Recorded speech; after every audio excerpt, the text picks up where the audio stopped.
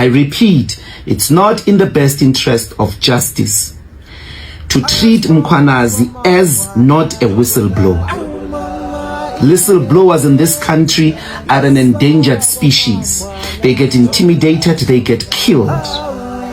It's important for all of us, from the most powerful to the most humblest of us, to protect whistleblowers. It's not in the best interest of justice to intimidate Mkhwanazi before he even takes a stand, to rubbish him before he even takes a stand. It doesn't. Whoever does that is not on the side of the people. Because what Mkhwanazi has done is to give an opportunity to the country to uproot corruption, to uproot gangsterism and cartels from the criminal justice system, an opportunity that could have only been given by a whistleblower. Why rubbish him? Why intimidate him? Why make him want to appear? But that when he comes finally in front of whatever inquiry, he is coming in doubt of himself and in doubt of his story. Those of us in society who anticipate his coming to any inquiry by rubbishing him are not on the side of the people. Because our experience with prosecutors, our experience with the police, our experience with politicians on the ground, on the police stations, in the magistrate courts, is that there is a lot of bribery, corruption. And Mkhwanazi has given us an opportunity to uproot that as a country, to restore integrity into the criminal justice system. We must take this opportunity with both hands. We must help, as opposed to treating him as an antagonistic force. There is no mess that he has done. He has exposed the mess. We must accept this opportunity, welcome it, and isolate all the forces that seek to discredit this process. That's my view. And I invite all of us as South Africans that in the interest of the history of whistleblowers in this country, who blow the whistle and end up being killed and end up as endangered species, let's protect General Mkhwanazi. All the processes of inquiry, let us help the process of uprooting corruption. Bafowethu, userespondile ke uMbuyiseni Dlonzi enkulumeni kaJulius Malema. Userespondile uMbuyiseni Dlonzi and uresponde kahle kakhulu. uMbuyiseni Dlonzi uthi hands off General Mkhwanazi. Nami futhi ngithi hands off General Mkhwanazi, ngoba ukubeka ngokusobala ukuthi uma kuukuthi uGeneral Mkhwanazi akavikelwa, lelizwe lelu lizoba i-mafia state. Nami ke ngivumelana naye uMbuyiseni Dlonzi, ngoba ngiyabona ukuthi this skating attack aqhamuka kuJulius Malema awamahle bafowethu. Singakhuluma nje sithini and kusezandleni zethu ukuthi singabahlali beSouth Africa ukuthi makavikelwe umnomzana uGeneral Nhlanhla Mkhwanazi, ukuthi kuliwe nezigebengu, kuliwe negila mkhuba, kuliwe na wonke ama criminal akhohlakele, ngoba lezi zenzo lezi kanje zenza ukuthi kugcina uze wafanelisa ukuthi if engavikelwa uGeneral Mkhwanazi kushuthi onke ama whistleblower noma abantu abashaya impempe ngobugebengu benzakalayo bathi kunezinto ezenzakalayo, then bazolokho bebulawa nje bakwabulawa ubani bathana ubabitha. So ke izinto ezikanjalo bafowethu kufuneka ngempela sizama ukuthi sithole indlela yokuthi asilweni nayo. Ngithi nje nami hands off General Nhlanhla Mkhwanazi, and General Mkhwanazi is us and we are General Mkhwanazi. So lobu gebengu nalama khatheka kanjena kuzofuneka ukuthi singabahlali base South Africa zame ngempela ukuthi sibe vocal silwisane nalento, and we need to support uGeneral Mkhwanazi and bonke labantu aba against uGeneral Mkhwanazi, such as abo Julius Malema nje basebeqale kanje. We really need to stand up and be united and fight this kind of attacks, because at the end of the day ayikho neyodwa into negative eyakhulunywa umnomzana uGeneral Nhlanhla Mkhwanazi lapha kwi ad hoc. Ayikho neyodwa into negative ngempela. So ke this is uncalled for ukuthi umuntu njengo uJulius Malema oyileader ye party enkulu kangaka, i political party enkulu kangaka, EFF, ukuthi engafike aqhamuke sezomihlangano ne platform akhuluma kuyona. I don't think it was a good platform. I don't think it was a good time ukuthi akhulume ngendlela akhulume ngayo. Azazobiza uGeneral Nhlanhla Mkhwanazi ngeball boy or girl boy, whatever it is. Ambize ngecoward, azombiza ngegwala. Uyigwala makwenze njani?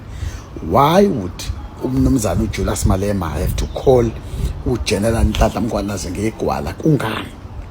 And yini le emshisa kangaka uJulius Malema yenza ukuthi akhulume amagama anjena awabhekise kuGeneral Nhlanhla Mkhwanazi? And guys, ngiyanitshela inkulu lento anayo uJulius Malema ngoGeneral Nhlanhla Mkhwanazi, yaziwo yena kuphela. And kuyasolakala ngempela bafethu, uma ngabe umuntu yena azoba nama relationship nama cartels, nama drug cartels, ukutshela ukuthini ufika ube yileader uphuzoba ne relationship nama drug cartels? Because at the end of the day uKhenny Kunene wayiveza lento kwenye ye podcast ukuthi njengoba ese-attacker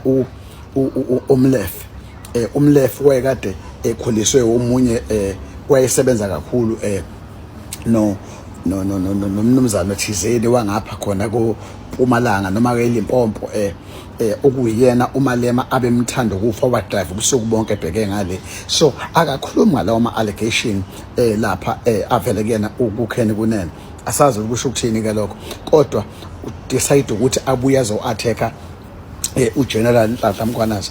Ngithandile ngempela ke i-response kaMbuyiseni Dlonzi mangabe ezovela ngalendlela avele ngayo. Siyabadinga ngempela abantu abawosoma politiki ukuthi ke beqhamuka ngempela bezama ukulungisa lento, ngoba I don't think it was a good idea umnumzana Julius Malema. I don't think it was a good idea kubantu ngempela abanye bezepolitiki nabantu nje abahlali nje abanjengami nawe la eSouth Africa. I don't think really it was a good idea and bekufanele besingekho isidingo sokuthi umnumzana Malema akhulume ngalendlela akhulume ngayo. Lento ayenzile ngiyibone ngeyilokhuzaneni ngelingihlo nje mina ukuthi uyazi besikade sidosibuka ukuthi kunabantu abathi mabeza ad hoc engabikho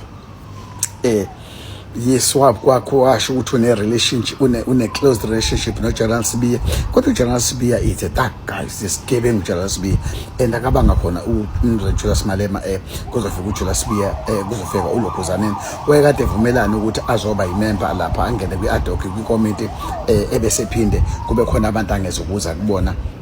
So ke ngokwami is compromise, ngokwami kunama question ekufuneka waphendule, and kumadlanga ilapha vele khona kakhulu ngezinto eziningi la testify khona umnumzana uFani Nkosi naye lapha mveze khona izinto eziningi ezamakhampani nakwezinye kunamanye ama communication avela ku WhatsApp ukuthi angazi wathumela abani and into ehlangana nezimali nobugebengu. He is more nabantu abahohlakele umnumzana Julius Malema. Kodwa njengeleader ke mina bengidenge mhlonipha ke nakuma comment ngizocela mani comment abafowethu ningayifaki inhlamba, angifuni inhlamba. Sinelungelo lonke lokuthi sikhulume njengabahlali base South Africa. Sinelungelo sonke lokuthi si-raise ama voice ngento esingayithandi, but musa ukufaka inhlamba kuma comment, musa uhambisa inhlamba. Ngeke silungise lutho ngenhlamba, angeke silungise lutho ngempi, yabo. Angifuni into ezokuma silungise bese silungise wrong. No, angikufuni lokho. Kodwa into eyenziwe umnumzana uJulius Malema i-response yakhe ikhombisa khona ukuthi unezinto eziningi ayifihlayo, unezinto eziningi azaziyo ekufuneka futhi ayiphendule, kodwa ngicabanga ukuthi maybe kufuneka ukuthi ayophendula kuMadlanga. Ikhona izinto azaziyo uJulius Malema since implicated lapha kuMadlanga, because akaze esho uLokhuzane umnumzana uGeneral Mkhwanazi ukuthi uMalema uimplicated, akakaze asho njalo, but ubekhuluma ngomnumzana uGeneral Khan wakhona ukuthi wamazi uMalema ngaye. So izinto ezikanjalo and inkinga angazi bafowethu, angazi ake sikhulumeni la kuma comment, kodwa ningathuki inhlamba, ngiyanicela please, inhlamba angiyifuni. Inhlamba asibhekeni zonke izinto engenzeka, kodwa nje asithi hands off General Mkhwanazi, asinje hands off General Mkhwanazi. That's what we can say, and we must still give our general support. That's what we need to do. If we say General Mkhwanazi is us, we're gonna have to stand up really say General Mkhwanazi is us. We need to do everything that we can do to protect our General Mkhwanazi. Ukuthi lokho athekwa abantu abangena mudla nabangenendaba neSouth Africa nabandaba khona amaphuzu Malema wethu General Mkhwanazi is us, we must support blah blah blah blah blah jiki yonke lonto le iphelile, ayikho lonto le. Fighters, we must do this and this and this.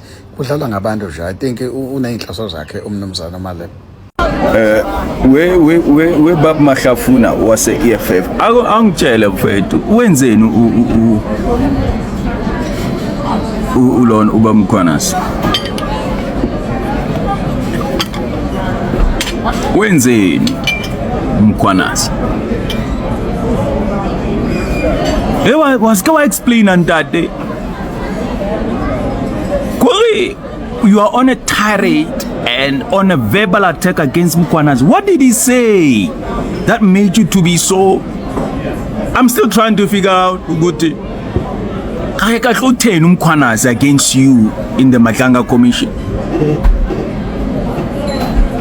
Because your name was just mentioned in passing. Nje. You are not even the main character of his ad hoc committee submission. You are not. It's just that you were just mentioned to Guti.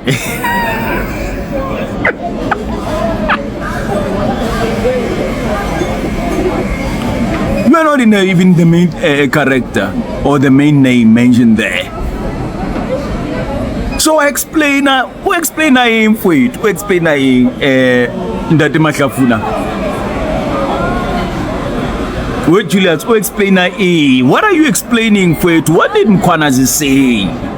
Because you are not even the main character or the main. You are not the main.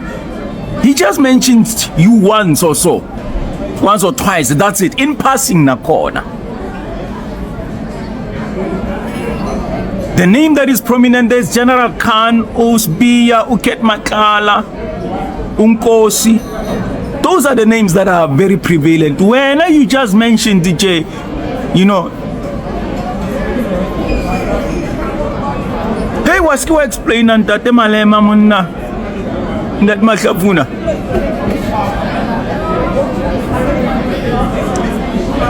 And now you are taking the General Mkhwanazi. Hey, you are explaining to the crowd, even the crowd is not convinced. Where the real issue yako, Ndati Mahlafuna, kyani ko Madlanga Commission where you are mentioned there under a testimony, a witness testimony. That is where you are the main character there. Whereby they want a confirmation, you go to all the list of the companies of which ones are from EFF.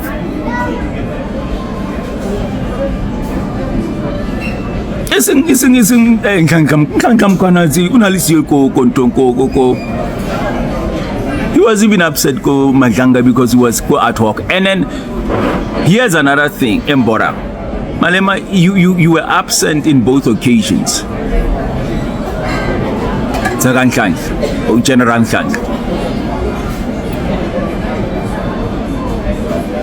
He said, absolutely, he spoke minimal about you. Minimally, you were just mentioned. Hey, Marwas kwa attack. You are verbally attacking the man. I really don't get why you are attacking General Nhlanhla Mkhwanazi.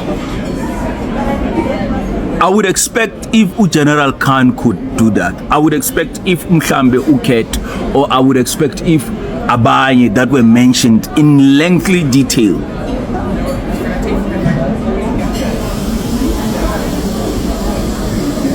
Aziyakhala ngempela. Sekhulu diatla. Sithulile sisibhekile. Ngoba no ziyakhala ngempela. When there is smoke, there is always fire. Is this a sign of a man who's scared? Asas. Go to your attack on Mkhwanazi.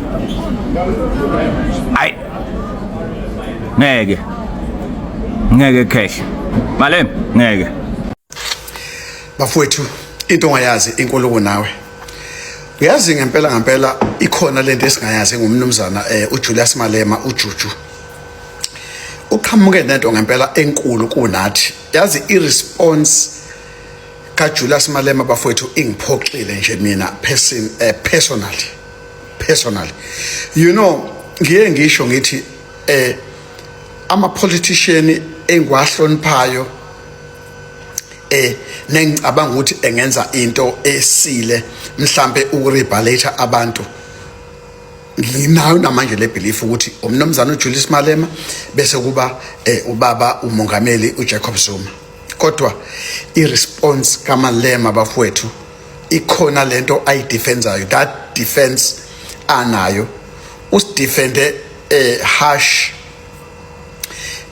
my defender kulento defender kumnumzana uGeneral Mkhwanazi. Iyakhombisa lento ukuthi ikhona lento ayidefendayo nayaziyo thina singayazi, and lento angayazi ave inkulu esizweni sase South Africa, lento esingayazi ukuthi uJulius Malema yini lengaka emenza ukuthi ayidefende ebese khuluma kanjena kumnumzana uGeneral Mkhwanazi. Because kahle okwakhulunywa uGeneral Mkhwanazi lapha sonke siyazi ukuthi wayekhuluma ngokwazi uMalema ukuthi umaze through uKhan uGeneral Khan.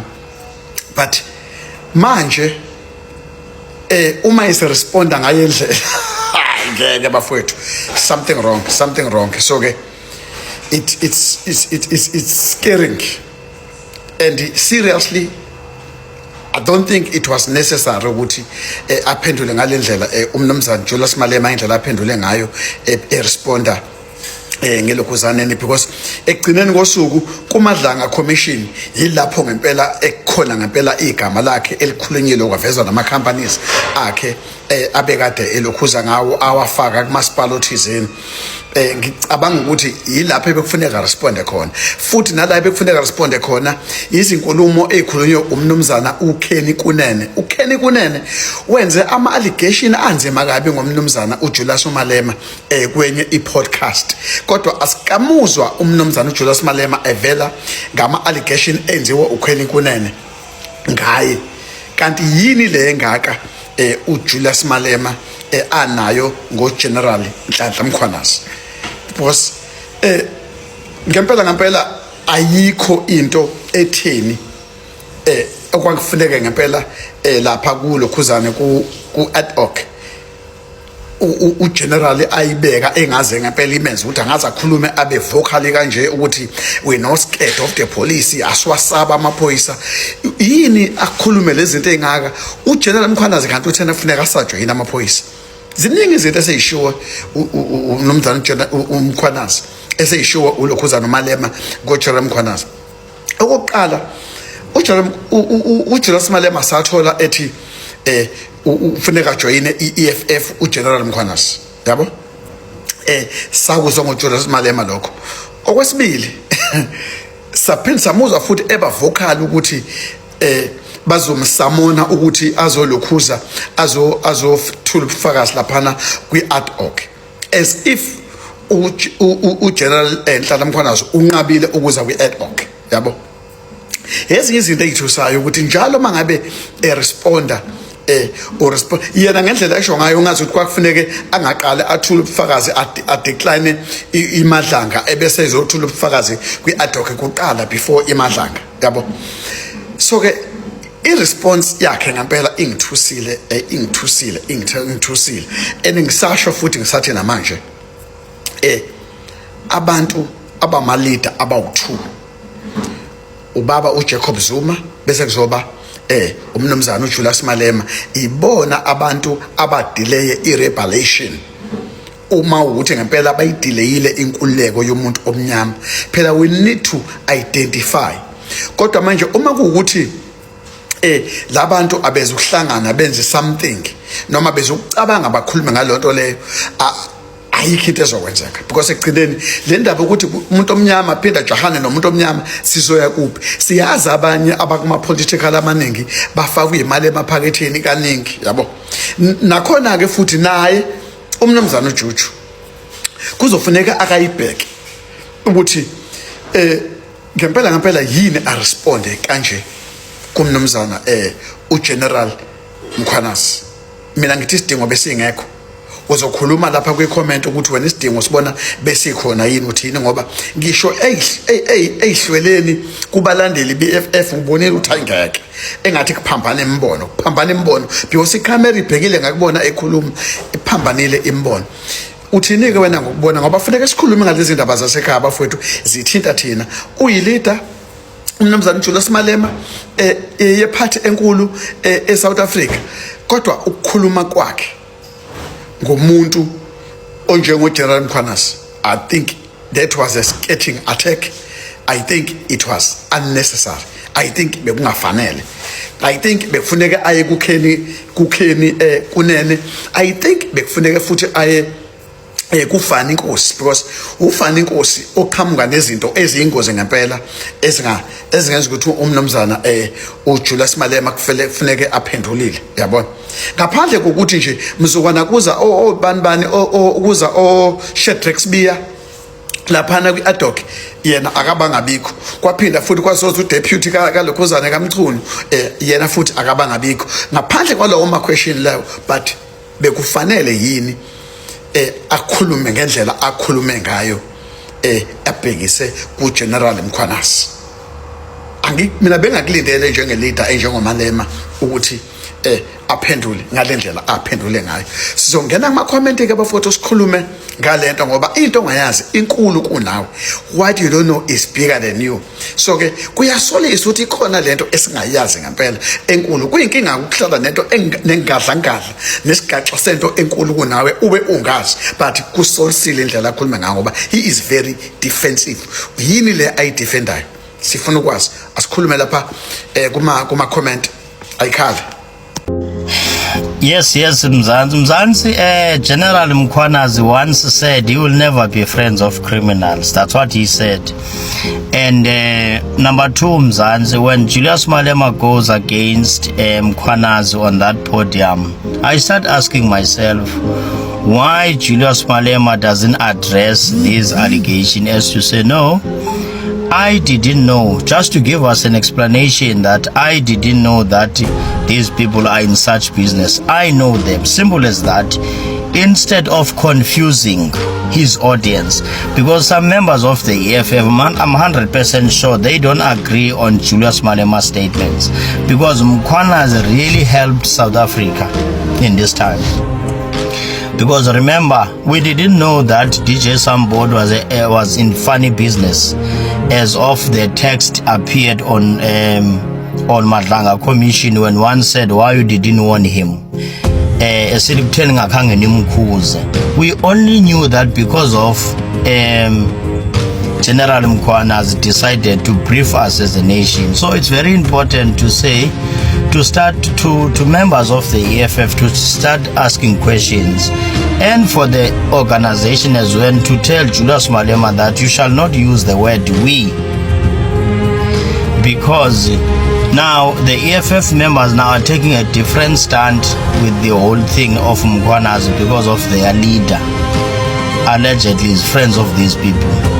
But what I don't understand is the members of the EFF. Why you guys, you are cowards? Why can't you say, Honorable Malema, CIC, can you respond in this in a formal manner? Do you have any wrongdoing? Yes or no? Instead of attacking people, you know. And when Ndlozi went on and say hands off Mkhwanazi, why now this was all about you guys? When Mkhwanazi, when now it's all about now. I don't understand, Mzansi.